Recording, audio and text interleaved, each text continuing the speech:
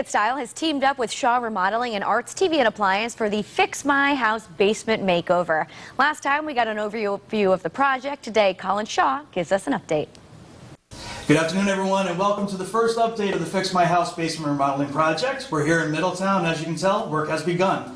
We've gone ahead and framed off the room here that's going to be the recreational room. That is going to have the pool table, a couple of nice things over here. We framed off some of the storage area for the homeowner, which will be great. The room we're standing in right now is going to be the entertainment room. That's going to have the large screen TV, Blu-ray system, sectional couch, going to be really great. As you can tell, the next thing we're going to do is we're going to make these lally columns into decorative columns. And what we do is just put some pine around here, make it look really nice. Put a wall sconce on this side, wall sconce on that side, and that is due to our good friends over at Connecticut Lighting who have donated that. So check in with us next week. We'll have another update for you. And our next guests are playing a big part in the first phase of our basement makeover. Joining me now from Connecticut Lighting Centers are Vice President Neil Fleischer and Carla Beard, a certified lighting consultant. Welcome both of you to the show. Neil, welcome back. Thank you. Thank you very much. Carla, let's talk about some of the challenges when it comes to lighting a basement. Basically, your basement should feel like an environment that you want to be within. You don't want to feel like you are in the basement of your house. You want it to be a functional space, but you want it to also be well lit to make it feel like it's a room on the first floor level of the house, very warm and inviting and bright and cheery, not feeling like you're going into, you know, the basement. Now, Neil, how do you do that? How do you create such an inviting atmosphere? Well, we go in and we look at the basement. We take each one as its own separate, challenge to see how it would best be lit. We look if there's any windows that can be used to bring in natural light. In this particular basement, there isn't going to be any windows, so we have to put in ample lighting throughout the basement so that it feels like you are in a above ground room. And we'll do that with a combination of recessed lighting, which will be hidden in the ceiling, and then a bunch of wall sconces throughout the space to give it a well-balanced level feel.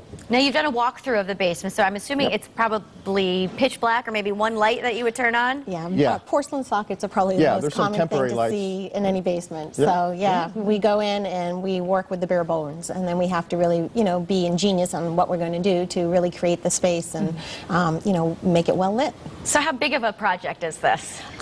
This one's not that big. It's a average size, basement. It's not huge.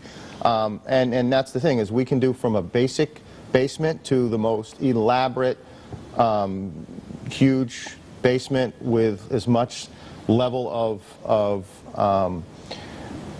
integration that the homeowner might want as well, and working with their audiovisual company to make sure that everything works well with their movie TV equipment, right? If they're going to have a theater, we're going to put some dimmers in this particular basement to control some of the light levels, but some other people may want a full lighting control system where it's all done from a remote.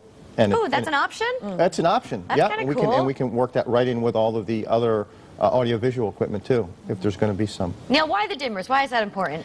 Well, because it depends on what is going on at the basement. If you're going to be watching TV or a movie, you want to dim everything down real soft. But somebody might be playing pool at the other end of the basement, and that area wants to be full brightness. So the dimmers will allow you to have part of the basement on high, other part of the basement really, more well lit for watching TV.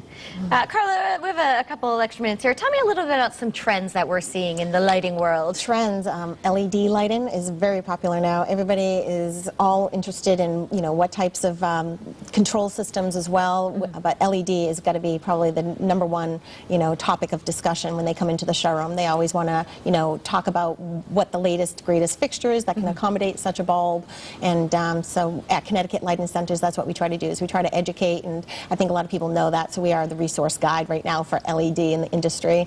And it really is quite an impressive showroom. I've been there myself a couple of times. Just tell me a little bit for everybody you have there, Neil. Well, yeah, you've been in our showroom. It's really got a lot of everything. We have a great selection of recessed and track lighting, under cabinet lighting, cove and LED lighting. We have a whole dimming control area that we go through.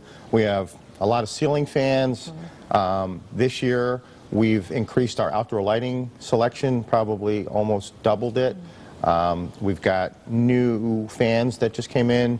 new table and floor lamps. It's worth the visit then, right? It's worth the visit. The home design district of Hartford, we like to call it, correct? It is, because we have Restoration Lighting Gallery right across the street from our Connecticut Lighting Center, so it is the little lighting district right there on Brainerd Road. Very good. Carla, Neil, thank you so much for being here. Let's put some information up on the screen. For more info on Connecticut Lighting Centers and Restoration Lighting Gallery, you can visit the website, www.ctlighting.com. And a special shout out to all those involved: Shaw Remodeling and Arts TV and Appliance, National Lumber and Amore Floor Covering and Design Center, Nations Furniture Warehouse, and Encore Billiards and Game Room. And we'll update you all who are watching here every Friday in March on Connecticut Style on the progress.